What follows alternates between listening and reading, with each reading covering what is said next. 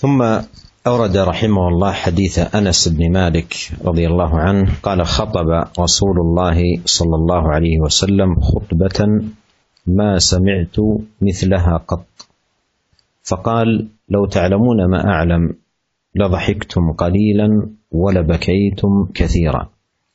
قال: فغطى أصحاب رسول الله صلى الله عليه وسلم وجوههم ولهم خنين، متفق عليه.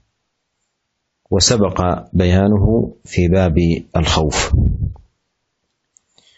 والخنين أيها الإخوة المستمعون هو البكاء مع صوت ضعيف يخرج من الأنف.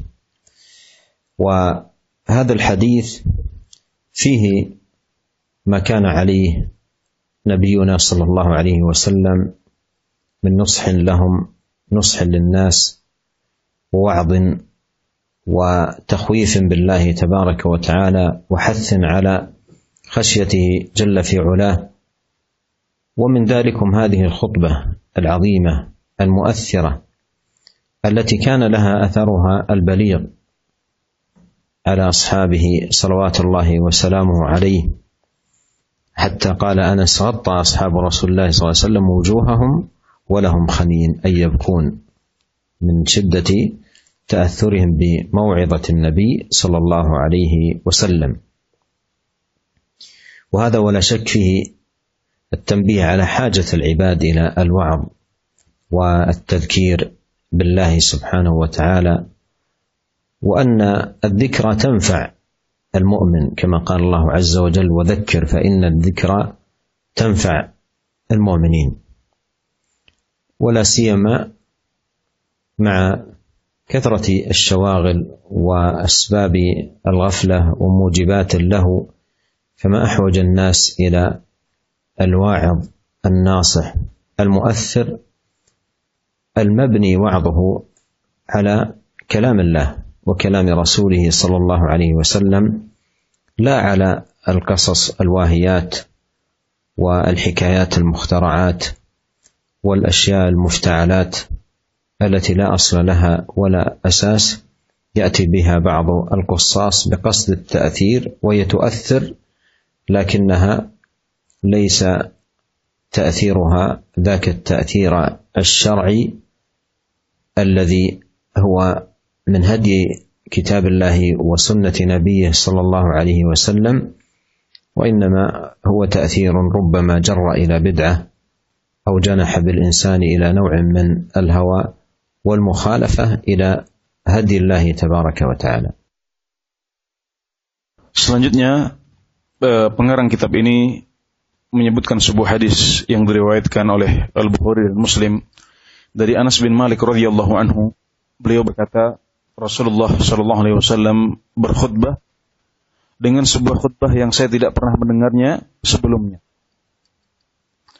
Maka beliau berkata, kalau kalian mengetahui apa yang aku ketahui, niscaya kalian akan tertawa sedikit dan akan banyak menangis.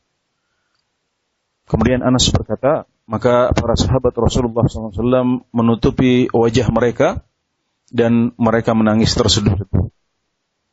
Ya, dan hadis ini telah dijelaskan dalam bab khauf sebelum ini. Dan al-khanin yang disebutkan dalam hadis ini artinya adalah menangis dengan suara kecil yang keluar dari hidung, kira-kira menangis terseduh-seduh.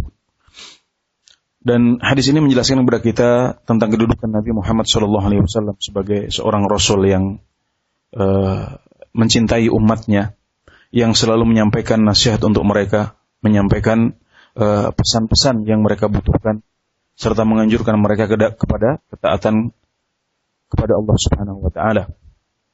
Dan di antara bentuk nasihat beliau adalah khutbah yang disebutkan dalam hadis ini, yaitu sebuah khutbah yang memiliki pengaruh besar kepada orang-orang yang telah mendengarnya.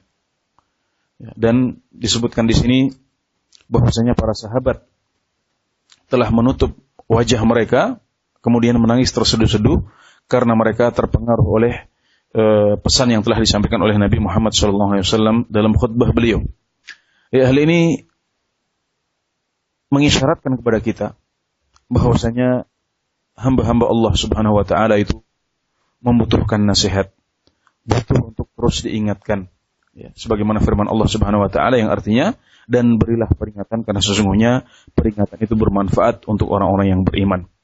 Apalagi di zaman kita sekarang, zaman di mana banyak hal-hal yang menyibukkan kita dari urusan akhirat, banyak hal-hal yang membuat kita lalai dengan urusan agama kita. Maka di zaman kita ini kita lebih membutuhkan seorang wa'id, seorang penasehat, ya, seorang penceramah yang berpengaruh, yang bisa membuat kita ingat kembali akan urusan akhirat kita, bahwasanya tujuan utama kita adalah akhirat dan kita tidak boleh tenggelam dengan dunia. Yaitu khutbah atau ceramah atau nasihat yang dibangun di atas dalil-dalil kitab dan sunnah. Bukan ceramah yang berisi kisah-kisah yang tidak ada dasarnya. Kisah-kisah fiksi yang diciptakan oleh sebagian orang yang tidak memiliki dasar. Dan memang ceramah atau kisah-kisah seperti ini tidak diragukan memiliki pengaruh. Tapi pengaruhnya tidak seperti pengaruh khutbah atau ceramah yang dibangun, yang berisi ayat-ayat Al-Quran dan hadis-hadis Nabi Muhammad SAW. Ya.